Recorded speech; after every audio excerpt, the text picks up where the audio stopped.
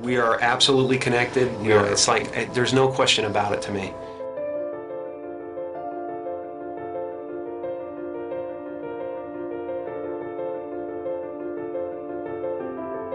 There's no separation. That's been physically proven by science.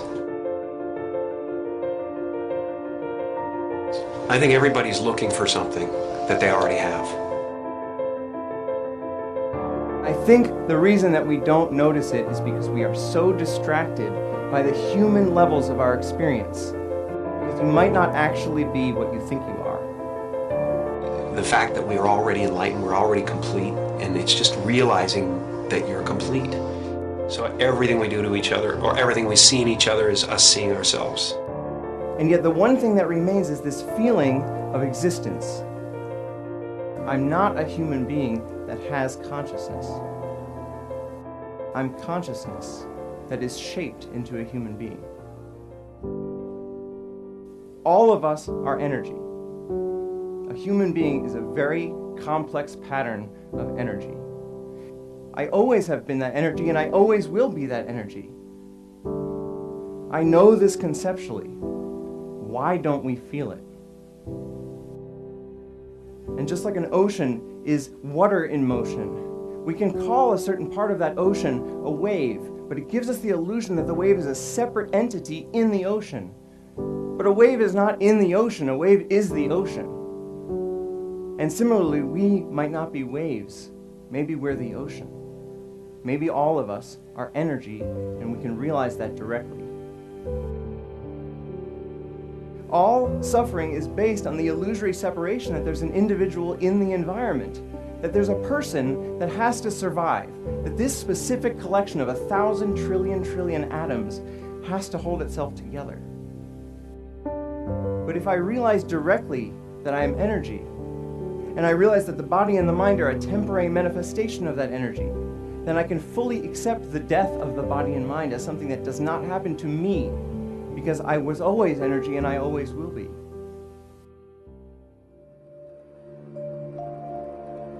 Ego tries to convince us we need to get something, this immortality, that we already possess. Ego is the voice in your head that says you're not as good as that other person. Maybe you need to do something else to make yourself better, to add to yourself. You know, and that's what it constantly is doing. It's trying to keep you from being you and me right now, loving this and loving this life. Once you realize you're complete, then this life and everything in it becomes a play of form, something to toy with and play with and make something good out of, and it really isn't to be worried about. It's to have fun with. You know, everyone is looking for God. And everyone is God. And that everyone is it. It's just now, what do you want to do? And once you realize that, then there's nothing you need. It's just play. You know, nothing you do is going to add anything to you. Right. And nothing you do is going to take anything away from you. So there really is nothing to do except play. And so the only moment that mattered to us was right now. I think this experience is so important and powerful that every religious tradition at its core has been trying to convince us of its importance.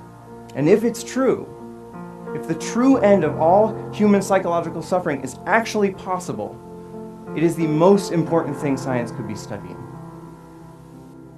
Maybe it's possible that within our lifetimes we could actually eradicate human suffering. And what would the world look like then if every single one of us felt complete, felt whole, and felt interconnected? When you let go of individual survival, all of your priorities change because you actually see the entire world as your body. You see the suffering of others as your own suffering, and you want to help.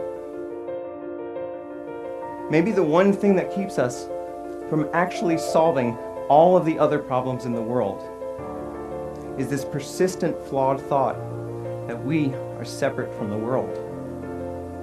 And maybe it's time we change our minds.